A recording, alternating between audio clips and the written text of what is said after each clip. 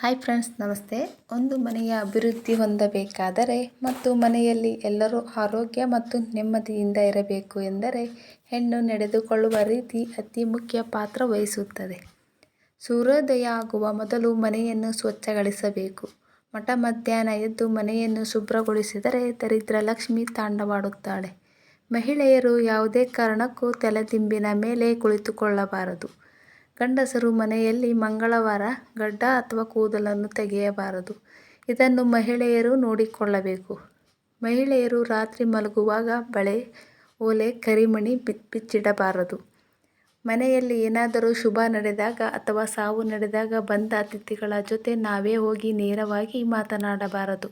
ಹೊಸ ಬಟ್ಟೆ ಧರಿಸುವಾಗ ಅದಕ್ಕೆ ಯಾವುದಾದರೂ ಒಂದು ಮೂಲೆಯಲ್ಲಿ ಅರಿಶಿನವನ್ನು ಹಚ್ಚಿ ಬಟ್ಟೆ ಧರಿಸಬೇಕು. ಮಹಿಳೆಯರು ಒಬ್ಬರು ಮುಡಿದ ಹೂವನ್ನು ಮತ್ತೊಬ್ಬರು ಮುಡಿಯಬಾರದು. ಮಹಿಳೆಯರು ಕಪ್ಪು ಬಣ್ಣದ ಬಟ್ಟೆಗಳನ್ನು ಧರಿಸಬಾರದು. ಮಹಿಳೆಯರು ಉಪ್ಪು, ಮೆಣಸಿನಕಾಯಿ, ಇತರ ಧಾನ್ಯಗಳನ್ನು ಬೇರೆಯವರಿಗೆ ಕೊಡುವಾಗ ಅವರ ಕೈಯಲ್ಲಿ ಕೊಡಬಾರದು, ಕೆಳಗೆ ಇಟ್ಟುಬಿಡಬೇಕು. ಊಟ ಮಾಡುವ ಮೊದಲು ಕಾಗೆಗೆ ಇಟ್ಟು ಆಮೇಲೆ ಊಟ ಮಾಡಿದರೆ ಒಳ್ಳೆಯದು. ತೆಂಗಿನಕಾಯಿಯನ್ನು ಕೊಡುವ ಸಂದರ್ಭ ಬಂದರೆ 3 ಕಣ್ಣುಗಳಿರುವ ತೆಂಗಿನಕಾಯಿಯ ಭಾಗವನ್ನು ಬೇರೆಯವರಿಗೆ ಕೊಡಬಾರದು.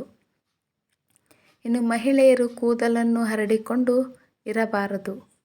ಮಹಿಳೆಯರು ಕಾಲಿನ ಮೇಲೆ ಕಾಲು ಹಾಕಿ ಕುಳಿತುಕೊಳ್ಳಬಾರದು. ಕಾಲನ್ನು ಅಲುಗಾಡಿಸುವುದನ್ನು ಮಾಡಬಾರದು ಮತ್ತು ಒಂಟಿ ಕಾಲಿನಲ್ಲಿ ನಿಂತುಕೊಳ್ಳಬಾರದು.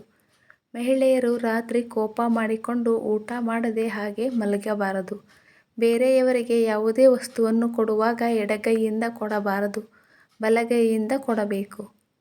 ಮಹಿಳೆಯರು ಮುಟ್ಟಾದ ಸಮಯದಲ್ಲಿ ದೇವರಿಗಿಟ್ಟ ಹೂವನ್ನು ಮುಡಿದುಕೊಳ್ಳಬಾರದು. ಮನೆಯ ಮುಂದೆ ಹೂವು ಮಾರುವವಳು ಬಂದರೆ ಹೂವು ಬೇಡ ಅಂತ ಹೇಳಬಾರದು. ಮನೆಯಲ್ಲಿ ಶ್ರಾದ್ದ, ಪೂಜೆ ಎಂದು ರಂಗೋಲಿಯನ್ನು ಹಾಕಬಾರದು.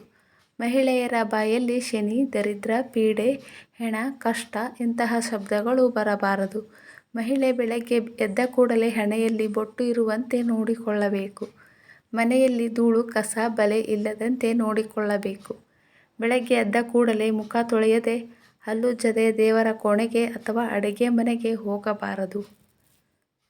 ಮಹಿಳೆಯರು ಎದ್ದ ಕೂಡಲೇ ಕನ್ನಡಿಯನ್ನು ನೋಡಬಾರದು.